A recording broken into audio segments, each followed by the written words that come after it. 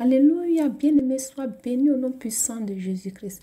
Le thème que nous partageons aujourd'hui, n'agis jamais sous l'effet de la colère. Saint-Esprit, viens prendre le contrôle de ce moment et parle à celui qui écoute, car nous sommes là pour toi. Et enseigne-nous, et nous avons besoin de te connaître et d'être enseigné par toi.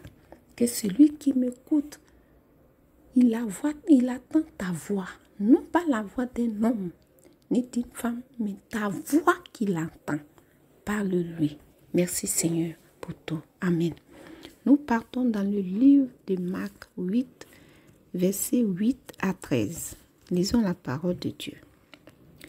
Ils mangèrent et furent rassasiés, et l'on emporta 7 corbeilles pleines de morceaux qui restaient. Ceux qui mangèrent étaient environ 4000. Ensuite, Jésus les renvoya. Aussitôt, il monta dans la barque avec ses disciples et se rendit dans la région de Dalmanuta. Les pharisiens arrivèrent, se mirent à discuter avec Jésus et pour le mettre à l'épreuve, lui demandèrent un signe venant du ciel. Jésus soupira profondément dans son esprit et dit: pourquoi cette génération demande-t-elle un signe? Je vous le dis en vérité, il ne sera pas donné de signe à cette génération. Puis il les quitta et remonta dans la barque pour passer sur l'autre rive.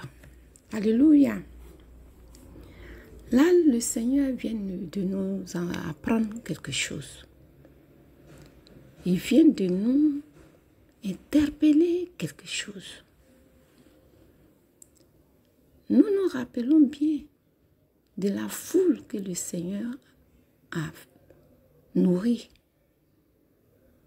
Et voilà qu'après qu'il ait renvoyé la foule, les pharisiens maintenant viennent pour le mettre à l'épreuve. Jésus, connaissant leur cœur, que ce n'est pas signe il cherche, mais c'est pour l'amener à être en colère. Sinon, quel signe Jésus n'a pas montré? Jésus a guéri les aveugles, il a guéri les lépreux, il a tout fait.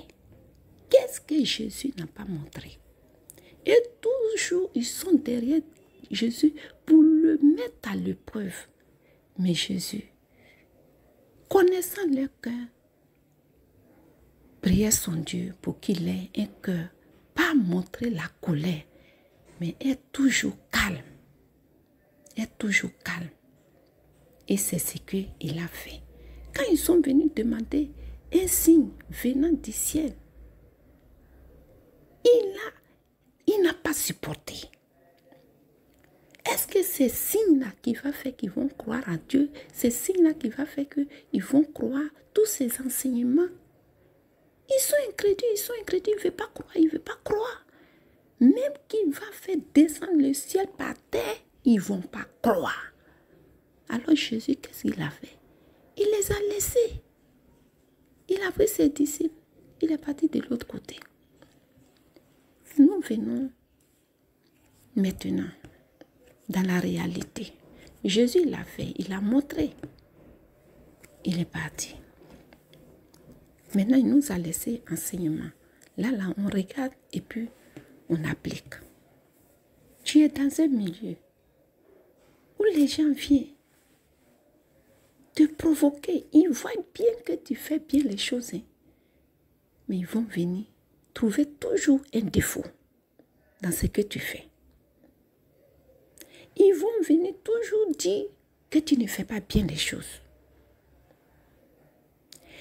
Vouloir, soit les gens admirent le travail que tu fais, soit le patron admire le travail que tu fais. Le patron veut t'élever, mais pas jalousie. Ils vont venir derrière le patron, sans que le patron sache, chercher comment te provoquer pour te porter à être énervé. Pour que le patron va venir dire, ah, Jésus dit, le patron va venir dire, mais c'est quoi ça? Oh, la personne t'a mené au bout et lui s'est caché. Maintenant, toi, c'est le fait de la colère. Tu t'énerves. Et le patron vient te trouver sur tous tes états. Il s'est dit, mais à qui j'ai affaire? Et là, l'ennemi a gâté ton affaire. Jésus, il a vu que c'était une provocation. Ça dit que son esprit même était, mais il n'a pas parlé. Il s'est retiré. Fais comme Jésus. Si tu vois que c'est trop, retire-toi. Sans rien dire. Ils vont partir avec. Tous ceux qui sont venus avec, ça va les suivre, ils vont partir avec. Que tu sois un travailleur, que tu sois un homme de Dieu, tu peux prêcher. Les gens vont venir te provoquer. Non, ce que tu dis, c'est pas Dieu, ce que tu fais, c'est pas... Toi, fais le travail que Dieu t'a dit de faire. Ne réponds pas. Ne réponds pas. Parce qu'en répondant, tu vas te mettre en colère et tu vas prononcer les mots même que Dieu ne va pas approuver. Ça fait que tout le travail que tu as fait avec Dieu, à cause de la colère, tu vas tout gâter. Telle provocation ne rentre pas dedans. N'essaie pas. Jésus a montré. Quand l'homme ne veut pas croire, il ne veut pas croire. Et les autres qui croient, il veut les amener encore ne pas croire. Et toi qui enseignes, reste toujours dans ton enseignement. Toi, enseigne seulement. Et Dieu fera le reste. C'est Dieu qui va répondre à ces personnes-là. Toi, tu fais pour toi seulement. Dieu va les répondre. Parce qu'en parlant, il t'amène à être en colère. Et en parlant, ils sont les pires. Voilà. Voilà. Il est en colère. Et voilà. Quelqu'un qui prêche en colère. Voilà. Ça ne vient pas de Dieu. Quelles que soient les paroles qui se prononcent contre toi, tu es ferme. Tu travailles pour Dieu, alors laisse Dieu les répondre. Tu travailles pour Jésus, alors laisse Jésus répondre à tes ennemis. Il y a beaucoup de cas. Voilà pourquoi nous allons prendre le cas de Moïse dans la colère. Moïse a fait sortir les Israélites en Égypte de l'esclavage. Et ils sont venus. Moïse a fendu la mer. Moïse a fendu la mer au nom de l'Éternel. La mer s'est fendue. Les Égyptiens poursuivaient les Israélites. Ils avaient peur. Là, ils voulaient sortir parce qu'ils étaient fatigués. Ils avaient peur. Et ils ont suivi Moïse. Moïse est venu. La mer Rouge. Moïse a soulevé son bâton, a prié l'Éternel, a tapé. La mer Rouge s'est fendue. Ils sont passés. Ils ont fui l'esclavage, non? Ils sont passés. Ils sont arrivés au désert. Les choses n'étaient pas comme en Égypte. Il y avait mangé, il y avait plein de souffrances là-bas. Maintenant, le Seigneur les a amenés ici au désert. Pour qu'ils rentrent, ils vont rentrer maintenant dans la terre promise. Ils ont oublié la souffrance qu'ils ont vécue là-bas. Ils sont là maintenant, ils fatiguent Moïse. Ils fatiguent Moïse, qu'ils étaient bien en Égypte et qu'ils pleuraient. Hein. Maintenant, ils vont dire qu'ils étaient bien en Égypte. Ils étaient bien en Égypte. En Égypte, ils avaient à manger. Même s'ils souffraient, ils avaient tout. Tu les as envoyés dans le désert. Tu dis, c'est Dieu qui a conduit. Mais il n'y a rien. On a soif. Donne-nous à boire. On a soif. Et Moïse ne pouvait plus. Et Dieu a dit à Moïse, envoie le peuple devant le rocher. Et parle au rocher devant le peuple. Oh, Moïse était promis à arriver à la terre promise. Écoutez le fait de la colère. Et Moïse est venu avec le peuple. Au lieu de parler comme l'Éternel lui a dit, viens parler au peuple en face du rocher pour que je leur donne de l'eau. Parle au rocher pour que l'eau sorte, pour que le peuple puisse boire l'eau. Il a dit, parle au rocher pour que l'eau sorte du rocher, pour que le peuple puisse boire de l'eau, puisqu'ils ont soif. Lisons cela dans Nombre chapitre 20, versets 10 à 11. Moïse leur dit, écoutez donc, rebelles, est-ce de ce rocher que nous ferons sortir de l'eau pour vous? Puis Moïse leva la main et frappa 2 fois le rocher avec son bâton. Le Seigneur ne lui a pas dit ça. Le Seigneur n'a pas dit ça. Il lui a dit, viens avec le peuple et parle au rocher pour que l'eau sorte. Mais comme il était en colère, alors il est parti. Au lieu de parler, il est parti sous le feu de la colère et il a frappé le rocher. L'eau est sortie. Mais qu'est-ce que l'Éternel lui a dit? Il dit, puisque tu n'as pas fait ce que je t'ai dit, ils ont eu l'eau, hein, mais toi, tu ne rentreras pas à la terre promise. À cause de la colère, regarde tout ce que Moïse a fait. Alors qu'il a fait tout ça pour aller sur la terre promise. Mais à cause de la colère, Moïse n'a pas pu rentrer dans la terre promise. Donc, faisons tous attention. N'agissons pas sous le feu de la colère. On peut avoir des situations pas possibles. Mais prions dans nos cœurs que le Seigneur apaise notre cœur. Pour ne pas répondre, mais pour ne pas ouvrir. Mais parce que quand nous ouvrons la bouche, ça donne la force à l'ennemi. Ça donne la force au diable. Parce que c'est ce qu'il veut. Dieu nous promet des merveilles. L'ennemi, il voit.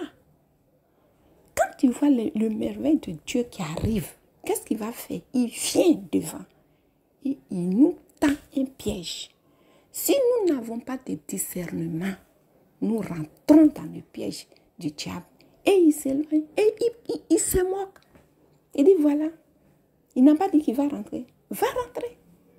Alors que si tu as le discernement, que ces gens de situation viennent devant toi, tu vas comprendre que c'est l'ennemi qui ne veut pas que tu saisis ta promesse.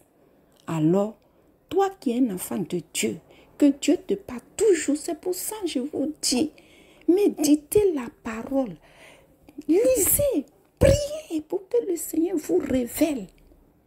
Quand tu pries, quand l'ennemi se prépare chez lui là-bas, avant d'arriver, déjà le Seigneur te montre. Tu ne vas pas rentrer dans son piège. Tu ne vas pas rentrer.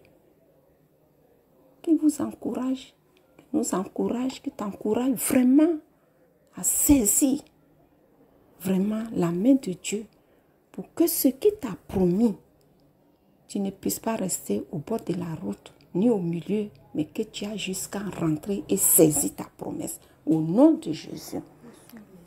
Suivez les âmes de Jésus. Jésus est venu. Qu'est-ce que les pharisiens n'ont pas fait? À chaque fois, ils viennent lui tendre des pièges. À chaque fois, ils viennent lui tendre des pièges. Mais Jésus, comme il sait qu'il est venu pour une mission et qu'il doit monter, il est venu pour nous sauver. Est-ce qu'à cause des pharisiens, il ne va pas faire ce qu'il est venu faire? À cause des pharisiens, il va nous laisser dans la souffrance éternellement? Non. C'est là où on voit l'amour de Jésus qui a eu envers nous. Il voyait tout ça, mais il pensait à nous. Il a dit, il se maîtrisait. Il pensait à nous. Il dit non. Si je réponds, les hommes vont trop souffrir. Moi-même qui suis le Fils de Dieu, regarde ce qu'ils me font. Mon Dieu, mon Père, donne-moi un cœur. Apaise mon cœur pour que ce que je suis venu faire sur la terre, là, je puisse faire jusqu'à monter. Pour que ceux qui m'ont accepté, ceux qui ont marché avec moi, puissent bénéficier aussi de ce que je vais avoir là-bas. À cause de l'amour qu'il a eu pour nous. Et à cause qu'il n'a rien à voir à faire sur cette terre de méchants. Il a sa place. C'est pour ça qu'il a dit, lui, qu'est-ce qu'il va faire avec la terre? Son royaume est dans le ciel. Donc, il cherchait tout à aller au ciel. Hein? Donc, suivons l'exemple de Jésus. Suivons l'exemple de Jésus. Suivons l'exemple de Jésus. Seigneur Jésus, nous te disons merci. Nous te disons merci parce qu'il y a des choses, il faut être vraiment enseigné et être éclairé. Nous tous, nous nous sommes emportés d'une manière ou d'une autre. Nous nous sommes emportés dans la colère. Et à cause de la colère, nous avons perdu beaucoup de choses. Aujourd'hui, Jésus, tu es venu nous enseigner la maîtrise. La maîtrise de soi. Ne pas céder à la provocation. Ne même pas céder. Aide-nous, aide tes enfants. Aide-les, que quand ça arrive, ils sachent que c'est l'ennemi. Mais qu'ils fassent comprendre à l'ennemi qu'il a échoué. Parce qu'avant, il ne connaissait pas. Mais maintenant, il connaît. Quand ça vient, il sait maintenant à qui il a affaire.